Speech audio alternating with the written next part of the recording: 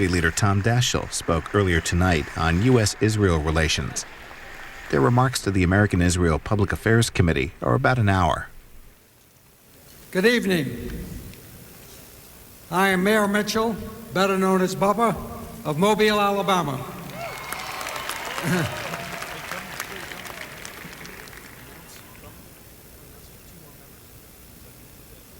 I've been sidelined for two more members.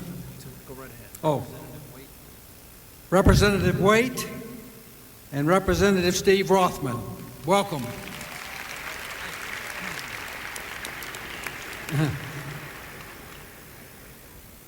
I first met Bill Frist after his landslide victory to the Senate some 8 years ago. During the last 2.5 years, I had the pleasure of working with him in his position as chairman of the Republican Senatorial Campaign Committee, and particularly in the last few months as Majority Leader.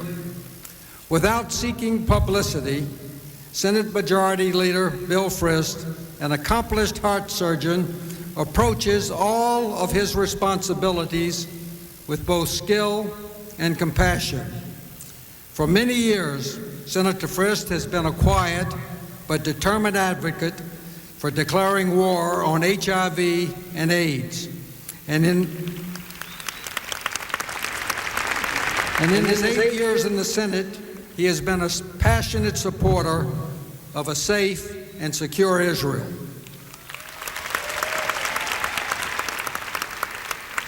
Soon after coming to Washington, Bill, with his wife Karen and some of his Tennessee constituents, including Michael Leibowitz and Frank Boehm, who are here in the audience tonight, traveled to Israel. During his January 1997 visit, he not only met with Israel's top political and military leaders, but he used his free time to join a heart operation at Hadassah Hospital and to study the latest military medical procedures in Haifa. When he returned, he became an even stronger advocate of the U.S.-Israel relationship, supporting every bill and every resolution critical to Israel.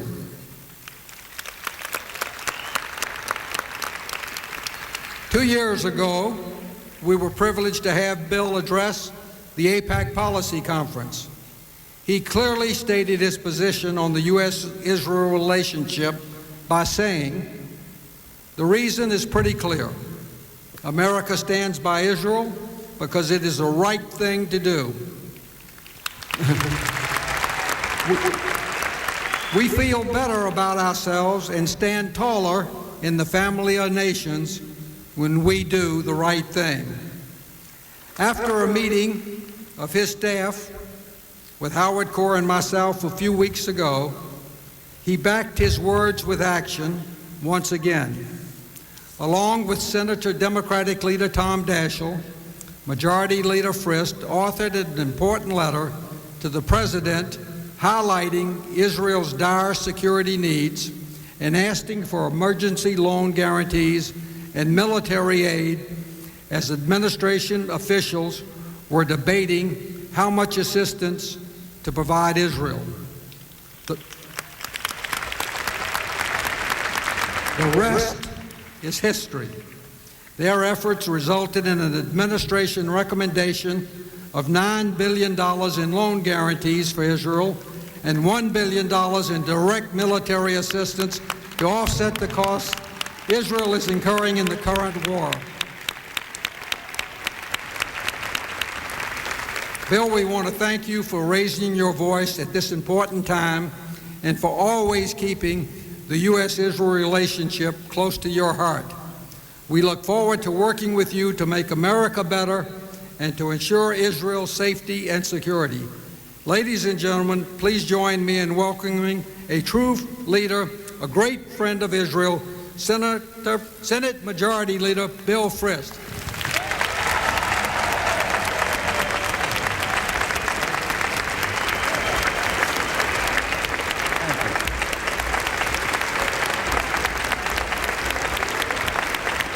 Thank you. Thank you. Thank you. Bubba, thank you.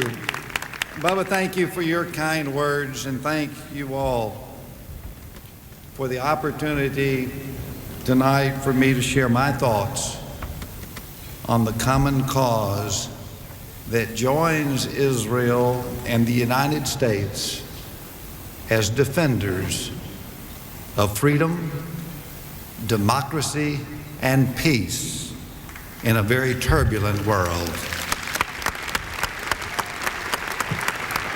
As Bubba mentioned, I had the wonderful opportunity of speaking to you 2 years ago in March of 2001.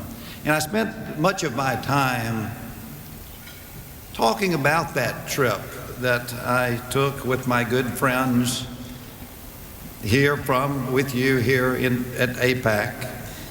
And many of the images of that first trip to Israel remain fresh in my mind. And those, and many of you in the room have been to Israel, and many of you live or have lived in Israel and understand this, that Israel leaves neither the heart, nor the soul, nor the mind untouched. One memory, and Bubba mentioned that I had the opportunity of going and doing the official things that most of you do on our AIPAC trips, but I also spent time visiting many of the hospitals throughout Israel with my friends, and had the opportunity of touring Rambam Medical Center, and most of you know Rambam is in northern Israel, 900-bed hospital, and it specializes in responding, in fact is the healthcare facility that has been established to respond to chemical or biological attacks for much of the Middle East. We saw the decontamination units like the ones that you saw in the video just a few minutes ago, where victims would be washed of those poisonous gases. We were briefed on the procedures of what one would do in the event there is a biological or a chemical attack. But what struck me most about that particular visit was something that happens every day in that hospital: the birth of a child. The parents of those 5,000 babies that are born each year at Rambam are given that little gas mask and given those antidotes in the event there is a biological or chemical attack. I'm a physician, I'm a heart and lung transplant surgeon, I'm used to trauma, but never in my mind did I ever imagine a gas mask for each and every child. And never at that time could I have imagined that one day I would be instructing my United States Senate colleagues just 2 miles from here in the United States Capitol how to don a very similar gas mask. And never could I have imagined at that point in time that I, as a physician and yes, a senator, would be traveling across the United States of America, visiting hospitals, encouraging them to set up a decontamination unit in the event there is another bioterrorist attack on our soil. Yet I have done that, and I do that, and I will continue to urge my friends all across America, preparing for what I believe is the inevitability of another biological attack on our soil here in the United States of America. And indeed, it reminds me that the world indeed has changed very much since we last spoke together at AIPAC in March of 2001. But what has even changed, I believe, more profoundly is our understanding of the world. Between the end of the Cold War and the start of the war on terror, international politics became mired in shades of gray. The words of diplomacy were often chosen as much to mask true intentions as to express them. It was a period when nations forged relationships out of expediency and commercial self-interest. With disturbing regularity, international institutions assumed moral equivalence between oppressor and victim. No more. We now live in a time of moral clarity. Nations must make clear choices, and their leaders must step forward and take a stand. Does one believe in dictatorship, or does one believe in democracy?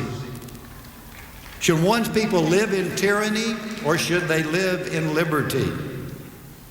Will one spread turmoil, or will one work for peace? There are right answers and there are wrong answers to these questions, and America and Israel and our allies stand for what is right.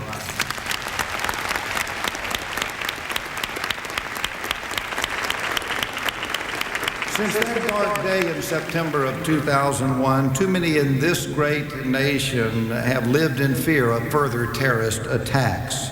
We simply cannot live in fear of a ruthless dictator, aggressor, and terrorist such as Saddam Hussein in possession of weapons of mass destruction. And to be sure, this is a war we worked to avoid. We worked for peace. We prayed for peace. But Saddam Hussein has chosen a different destiny, and he chose poorly, and we have chosen to live free of fear. Our mission is clear: to use the full might of the American military to disarm Saddam Hussein and to liberate the Iraqi people from his oppression. And we will accomplish that mission.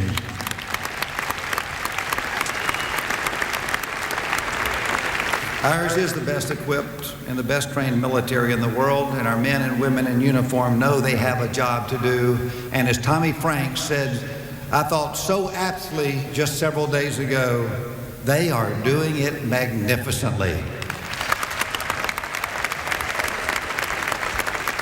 In only 6 days, American troops advanced more than 220 miles into Iraq. We are now within 50 miles of Baghdad, and American planes and missiles have and will continue to pound thousands of military targets day and night throughout Iraq. Saddam Hussein and his doomed regime will not escape under the combined military might of the United States and our over 50 coalition partners. Some of our partners are providing troops. Some of our partners are providing territory and airspace. Some are providing moral support. This is not our fight alone. It is the fight of all who demand to live in freedom. And once free people stir to action, they do not stop until tyranny is vanquished. America and our allies will not stop until we see victory.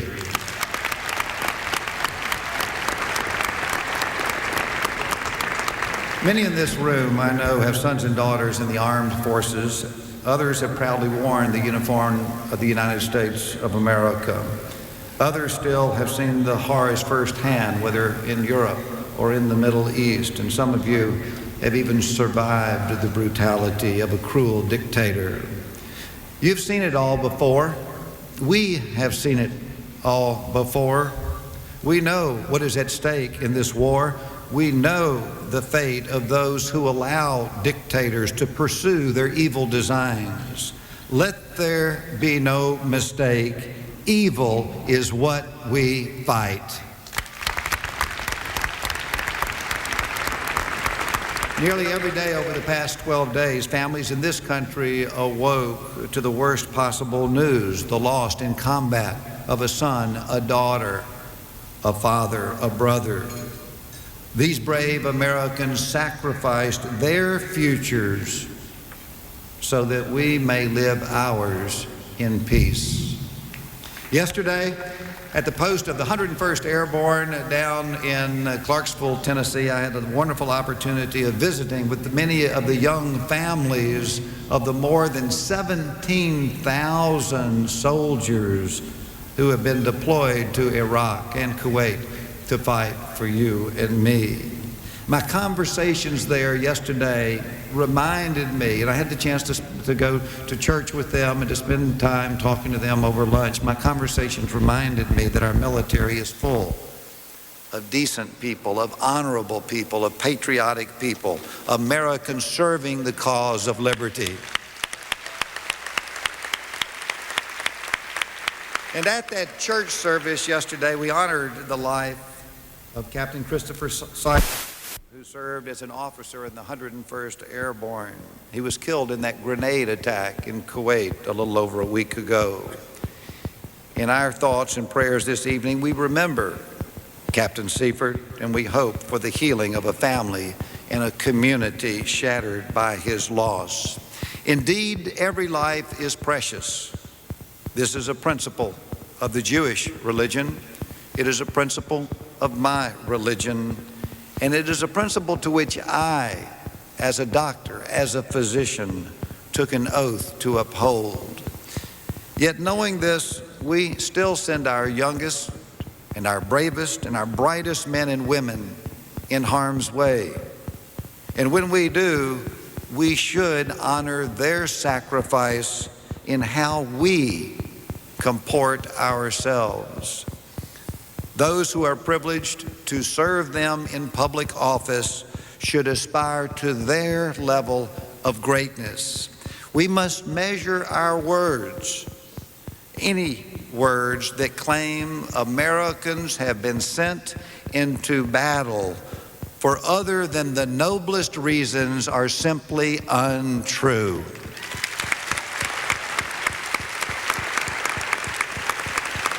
And those who speak those words are unfaithful to America and ungrateful for the sacrifice of our servicemen and women. America is a great and a good nation. We are a democracy. We debate, we discuss, we disagree, but we are all Americans. And the losses we incur as is and should be a constant reminder of how fortunate we are for the blessings as the land of the free and the home of the brave. On September the 11th, 2001, we were dealt a cruel blow, but with the quiet conviction and the deep strength that makes us Americans, we refuse to be victims. We chose action over indifference. It is this resolve that bonds the United States with Israel and Israel with the United States. It is this certain knowledge that inaction is a form of action. It is a resolve forged in the suffering inflicted by vicious terrorists who see innocent life as a target of opportunity. It is a stand that, sadly, some who are supposed to be our allies are unwilling or unable to make. As could only be expected, Israel has chosen to stand with us in this fight, and for that we are grateful.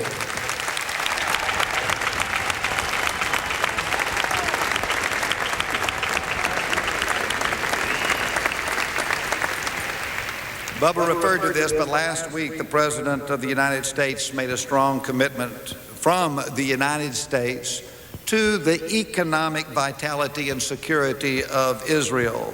He requested a substantial increase in security assistance to ensure that the Israeli military remains fully equipped to defend the people in the state they serve. It was my pleasure, as Bubba mentioned, to join my colleague, Senator Daschle, to encourage the President upon this course. This assistance is provided knowing fully the risk the Israeli people take each and every day. The risk they take to step out the front door of their homes, to shop at the markets, to take that step up onto that bus, to walk the streets, the risk of living within reach of Saddam Hussein's arsenal of weapons of mass destruction. These risks made a deep impression on me personally when I traveled with you, with AIPAC, to Israel. And now we live many of those same risks in America as well. In the Congress, we will consider President Bush's request without delay, and I give you my commitment as Majority Leader of the United States Senate that we will do all we can to provide this assistance for Israel before the end of next week.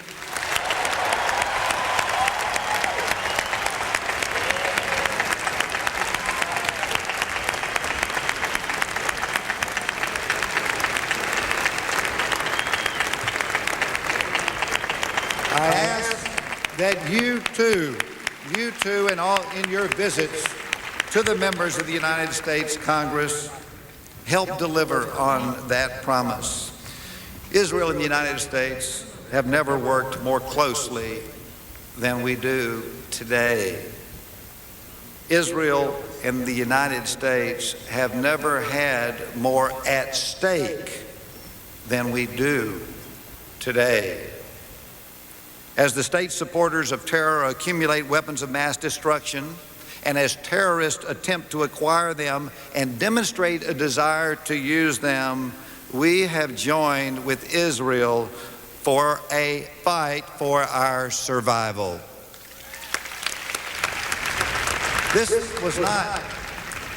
was not, it should be said, this was not foreordained. Our enemies hoped that in the wake of the terrorist attacks a year and a half ago, the United States would accept the reasons terrorists used to justify their murderous ways. They sought to frighten us into muting our support for democracy, for pulling back, for withdrawing from the pursuit of freedom, and for rejecting our friendship with Israel. How wrong they were, and how wrong they will continue to be. My friends, the United States does not run from a fight. We will not be intimidated by the likes of Osama bin Laden or Saddam Hussein, and America does not turn its back on its friends. I do thank God that in these difficult days, as we face these difficult tests, the United States of America is led by President George W. Bush.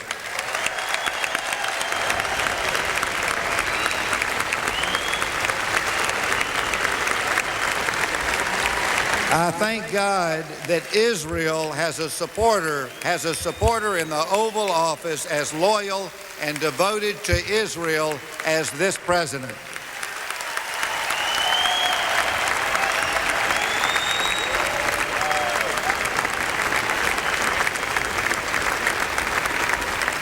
President Bush will use the full might of our military to defend this nation, and he will uphold his oath of office. Of this, I am absolutely certain.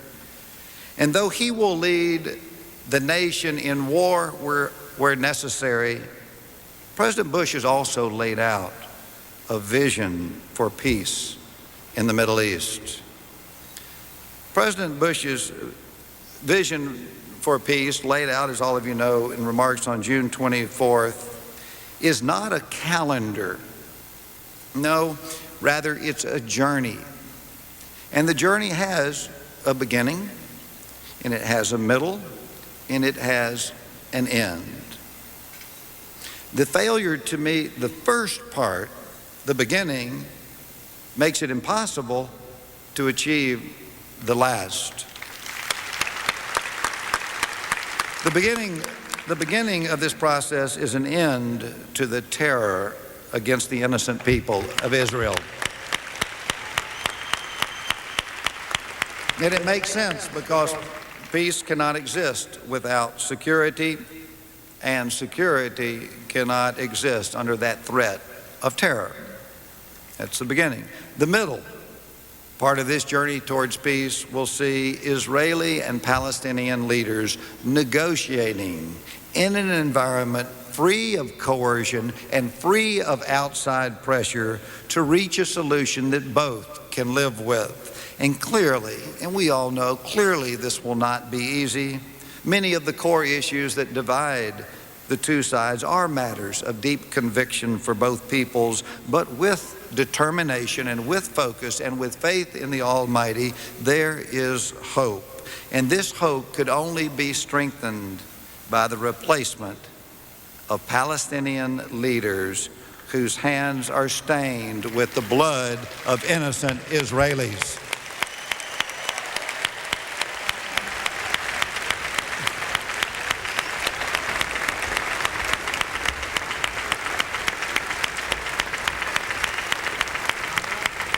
And at the end of this path to peace are two states, Palestinian and Israeli, living side by side in security and in peace. The vision can only be realized with a demonstrated commitment to peace, a willingness by all parties to accept in word and in deed the right of the nation of Israel to exist and the right of the Jewish people to live in a secure place. As unattainable as this may seem to many, I do have the deepest confidence in the ability of the President of the United States to show us the way. Indeed, the years since I last spoke to you have been difficult in many ways. So much blood has been spilled, and so many lives have been lost, and so many tears have been shed. Still, we must defend ourselves. And as President Bush has demonstrated, the United States will ensure that Israel can defend itself as well.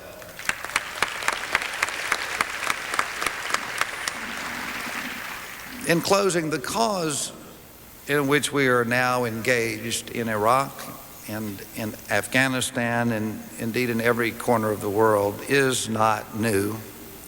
It is only the latest in a long line of battles in which Americans have laid down their lives for freedom and opportunity and peace.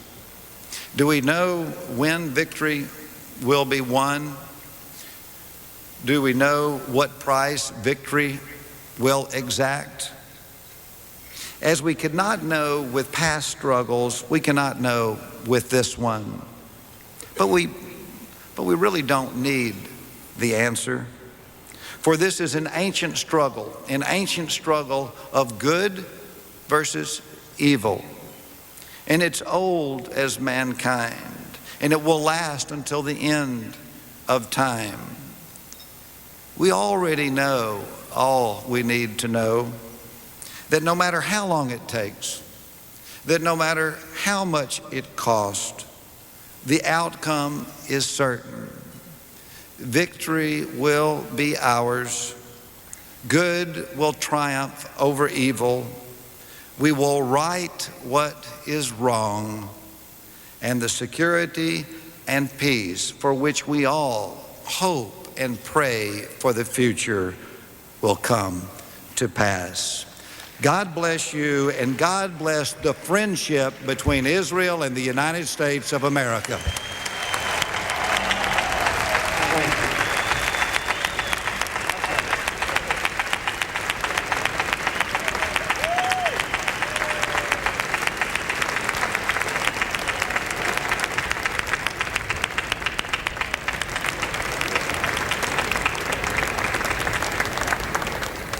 Thank you, Senator Frist. I really appreciate the opportunity to follow you. My name is Norman Brownstein, and I am an AIPAC board member from Denver, Colorado. Tom Daschle and Israel have a great deal in common. Both are enduring, resilient, and feisty. One of the most amazing things about Tom Daschle is that throughout his long journey from the House in 1978 to his ascendancy as the most powerful Democrat in Washington, he has lost none of his modesty, his decency, and his moral compass. Perhaps even more importantly, he has never forgotten where he came from and why he is here. Tom Daschle's support for Israel has been so consistent and so instinctive. He understands from his gut that the United States has no better friend than Israel, that the United States has a moral and strategic obligation to ensure Israel's survival, and that it is incumbent upon Congress to speak out in defense of those principles. And speak out he has. When he spoke to this conference a year ago, he made clear that the Palestinians would never achieve a state through suicide bombings. And he called on Arab states such as Egypt and Saudi Arabia to take a stronger role in combating terrorism. He also pledged that the United States Senate will continue to stand with Israel in good times and bad. Unfortunately, Israel has been facing some tough times, and as he promised, Senator Daschle has been there. In the letter to the President he authored with Senator Frist, they rightly recognized that Israel has been forced to seek emergency assistance from the United States because of Palestinians continuing a campaign of violence and terror. Senator Daschle, we want to thank you and your wonderful staff, especially Pete Rouse, your Chief of Staff, for the efforts extended by you to secure this much-needed assistance and to add whatever impetus there is to the efforts of Senator Frist and his staff. I've had the privilege, along with Harriet Zimmerman, to lobby Senator Daschle over the past 15 years for AIPAC.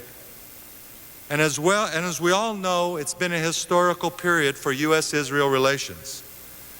During this time, no member of Congress has been more of a leader on issues affecting the support of Israel than has Tom Daschle.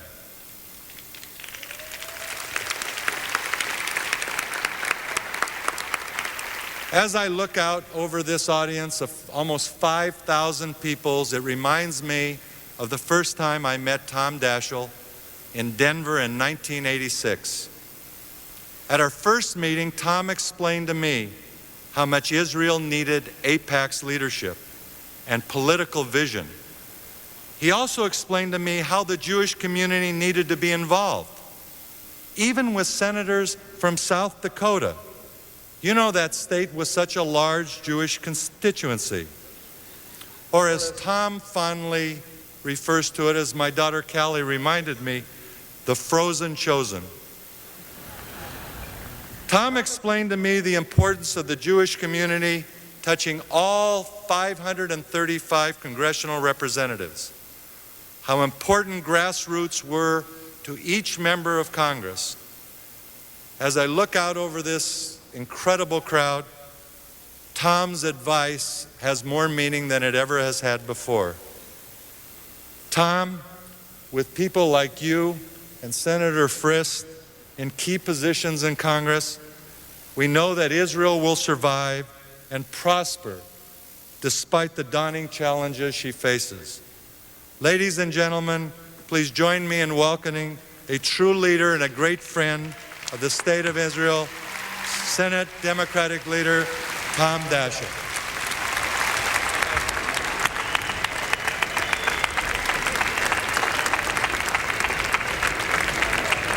Thank you very much.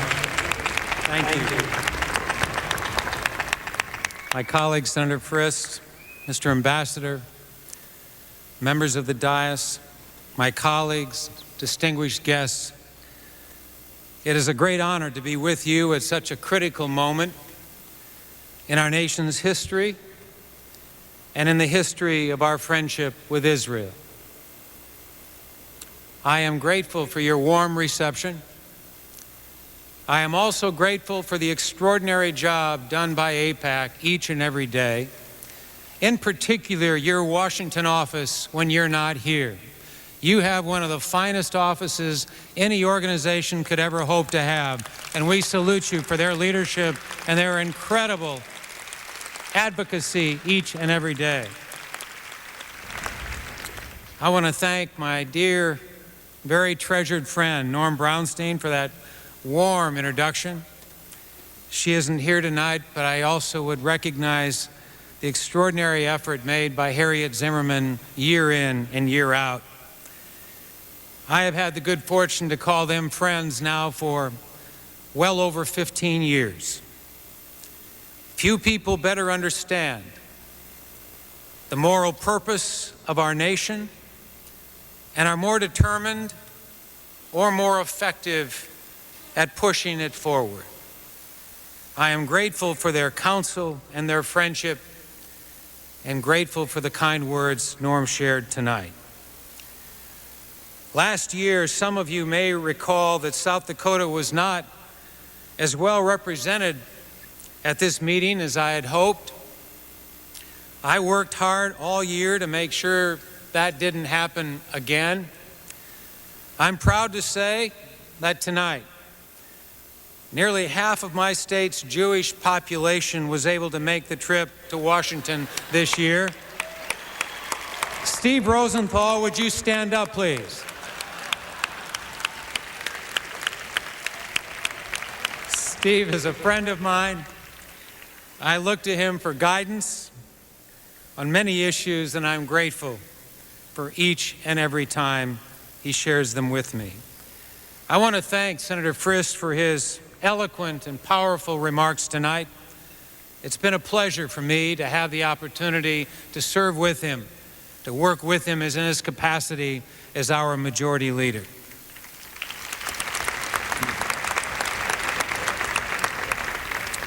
While there are issues where we disagree, earlier this month, as it has now been noted, we joined together to ask the administration to provide the resources Israel needs to secure itself and revitalize its economy. I was proud to see the full measure of our bipartisan request in the President's supplemental budget, and I am not surprised that you heard tonight the commitment from our majority leader that we will pass that legislation before the end of next week.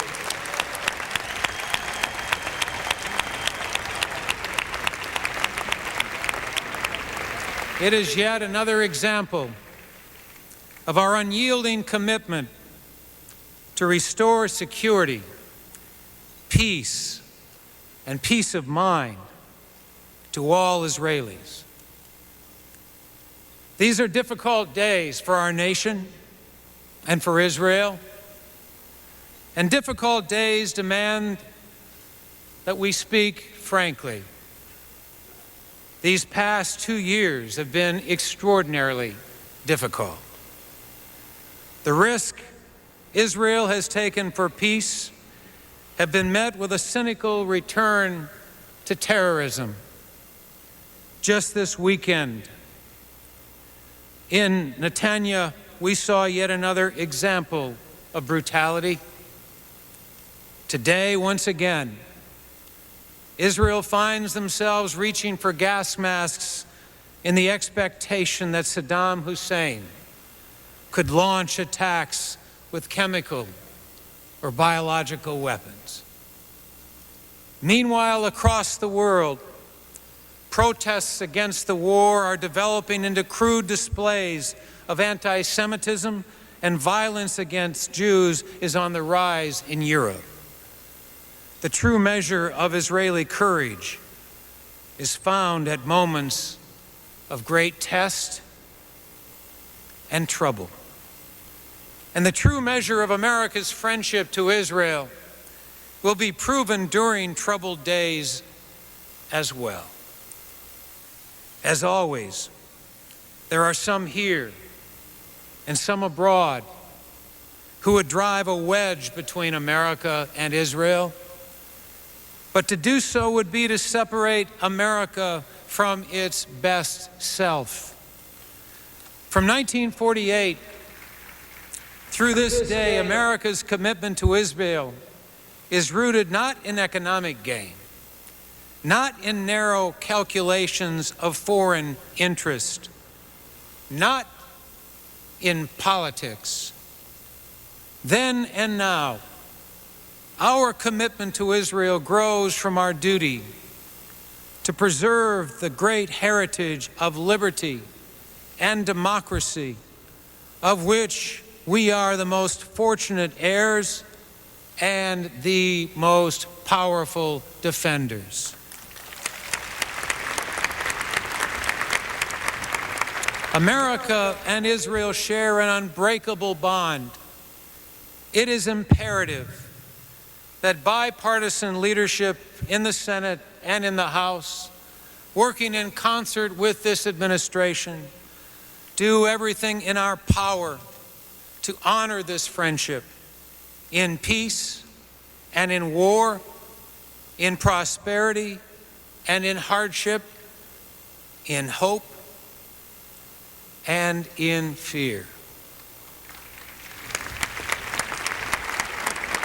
It is a friendship for which America has been and will continue to be willing to struggle and to sacrifice.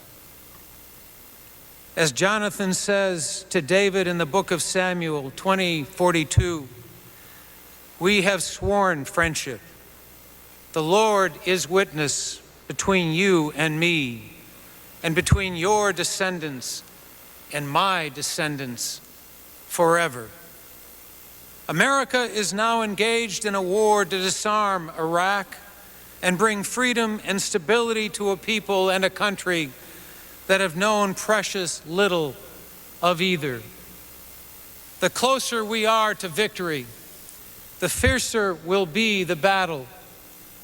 And our prayers are with our young men and women tonight who serve in Iraq and in the surrounding area in uniform so courageously and so bravely.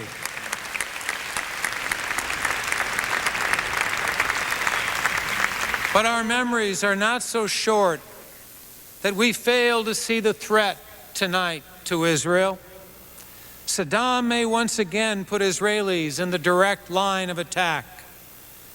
Those memories stiffen our resolve and remind us of the need to help Israel defend itself against the mortal peril its citizens face every day.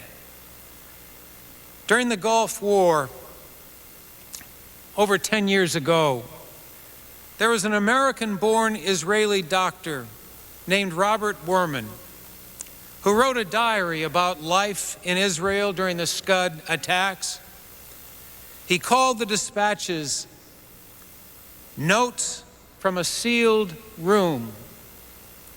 He wrote of his anger and terror, but also of his pride and his extraordinary confidence in the endurance of Israeli graciousness and humor. He tells of a visit that he and his wife paid on new Russian immigrants carrying their gas masks and a gift of carrot cake. In between Scud attacks, his wife would play matchmaker for friends. But mostly, Dr. Werman wrote of the isolation he and other Israelis felt sitting in sealed rooms they prepared in anticipation of gas attacks. A strange feeling of claustrophobia came over me, he wrote. The sealed room was both a physical and a psychological cage. I felt the need to scream, to tell others what was happening to me, but no one could see me. I was cut off from the world. The doors were locked, the windows sealed, the edges taped.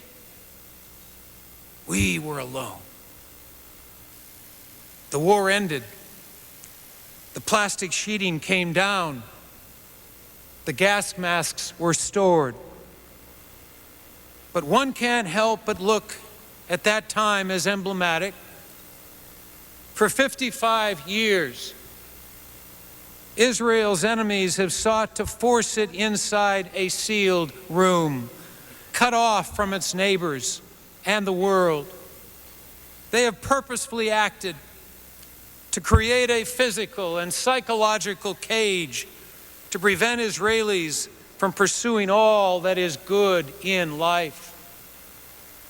Israel has resisted, determined to maintain the trappings of normal life, determined to advance the well-being of its citizens, determined to achieve the full promise of a free society. And all of our hearts ached for Israel when one recent proud effort, Colonel Alain Ramon's flight on the Space Shuttle Columbia, ended in tragedy.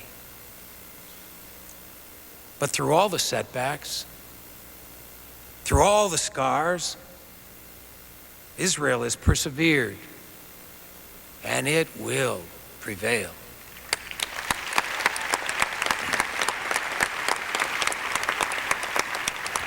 Though these are dark times, I believe that day will come.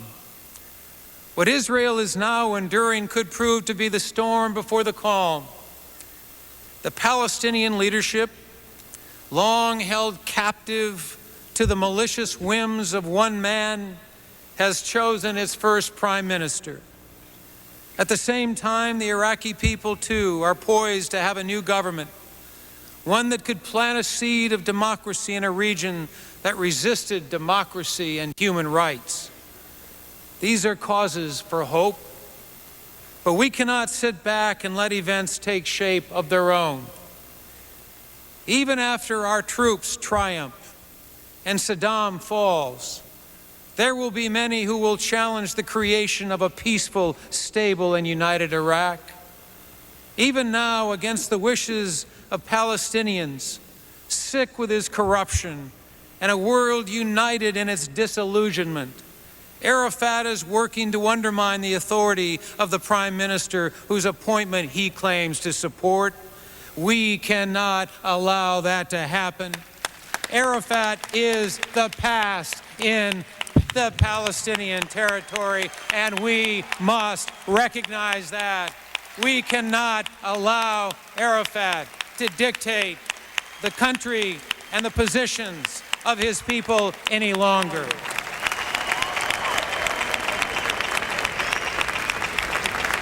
We must continue to do everything we can to foster Palestinian leadership that understands not only that there is no alternative to peace with Israel, but that peace and a secure Israel will be a blessing for the people as well.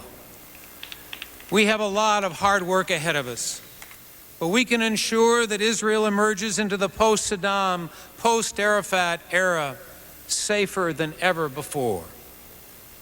I believe that there are 4 critical tasks ahead of us.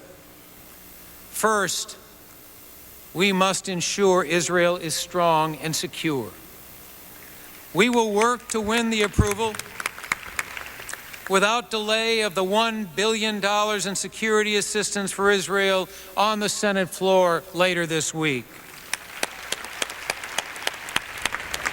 And later this spring, I'm confident the Senate will approve an additional $2.6 billion in essential security assistance.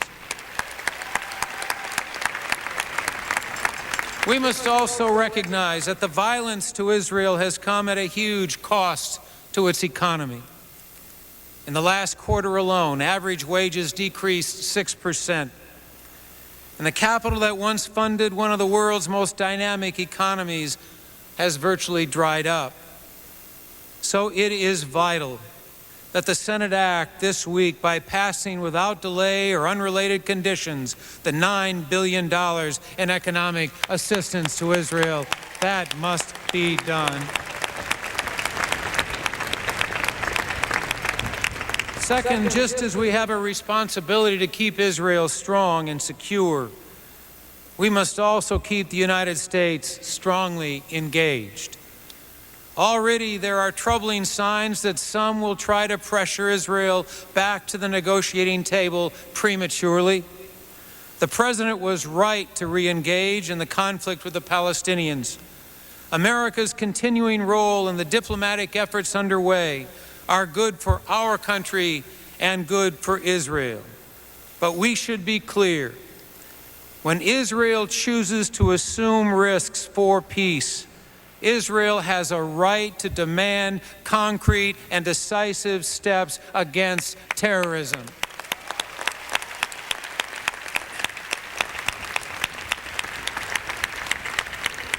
As the process unfolds, America needs to have its eyes open to all threat.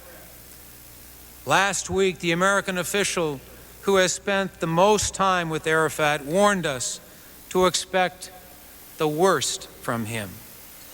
Arafat will fight reform. He will undercut security. We must engage our Arab and European friends and work with Palestinians to build free, open, and peaceful institutions that reflect the best hopes of the people, not the corrupt whims of one man. Building those institutions and giving hope to Palestinians who see peace will demand that the United States engage and stay engaged. Third, we must rebuild Iraq in a way that makes Israel's neighborhood a region whose strategic importance is unrivaled, more secure. Last week, a bipartisan group of experts laid out guideposts for that effort. Our goal must be a united Iraq, governed by a pluralistic system representative of all Iraqis, fully committed to the rule of law and the rights of all citizens. We must be ready to sustain American investment, leadership, time, energy, and resources. America's military may have to assume a central role in securing the peace in a post-Saddam Iraq, and international support, cooperation, and participation is a requirement for the long-term success of our reconstruction effort. Fourth, to ensure that Israel and the United States emerge from this time more secure, we need to realize that the end of the threat posed by Saddam Hussein will not mean the end of the threats to Israel or to the United States. Iran, Syria, and Libya continue to support terrorists targeting Israel. North Korea is just months away from creating a plutonium factory, and Iran is not far behind. Meanwhile, Russia's nuclear stockpiles remain dangerously insecure, and its scientists only too willing to sell their services to our worst enemies. Proliferation represents a clear threat to Israel and to America. It must be confronted by an international coalition against proliferation, every bit as robust as our coalition against terror.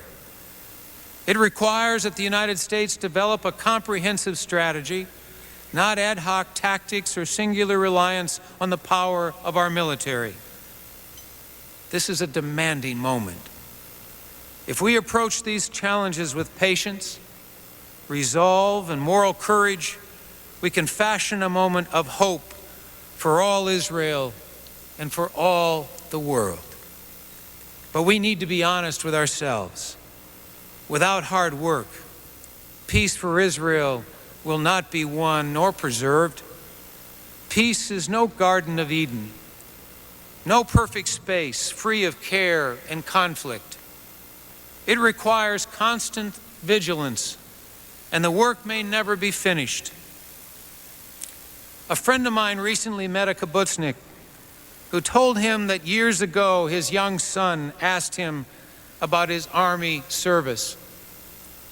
He told his son back then, "I'm in the military, but you won't have to be." Well, not long ago, his son joined the Israeli Defense Forces. Though we may wish to secure an inheritance of peace for our children, the best we may hope to do is to set an example of duty, a model by which they can continue the work and set the example for their children anew. This wisdom binds Israel and America, and indeed all democratic peoples together. On July 3rd, 1776, John Adams wrote his wife Abigail a letter, which he closed with these words: I am well aware of the toil and blood and treasure that it will cost us to maintain this declaration and support and defend these states. Yet through all the gloom, I see the rays of ravishing light and glory.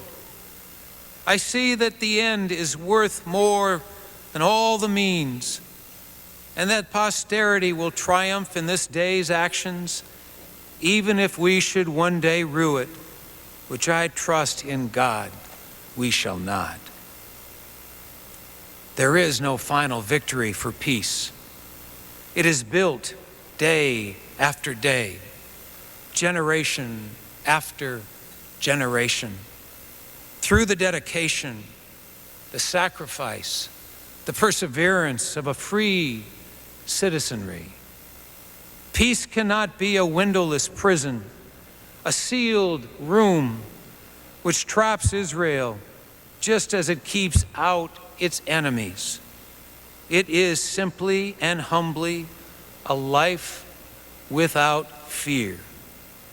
The chance to pursue happiness for oneself, one's family, one's nation. Saddam Hussein and other terrorists believe they can force Israel and the United States into a sealed room. Well, we tell Saddam Hussein tonight, tomorrow, next week, next month, next year, for all generations, we refuse. We refuse to concede a future that robs our children of the basic human right of freedom from fear. America and Israel, as we have done for generations, will work shoulder to shoulder to create a better day, a more peaceful, a more secure day. And as we have for generations, we will find comfort and hope in the words of the prophet Isaiah. Justice will dwell in the desert, and righteousness live in the fertile field. The fruit of righteousness will be peace. The fruit of righteousness will be quietness and confidence forever. Thus says the Lord, my people will live in peaceful dwelling places, in secure homes, in undisturbed places of rest. How blessed you will be. Thank you all very, very much.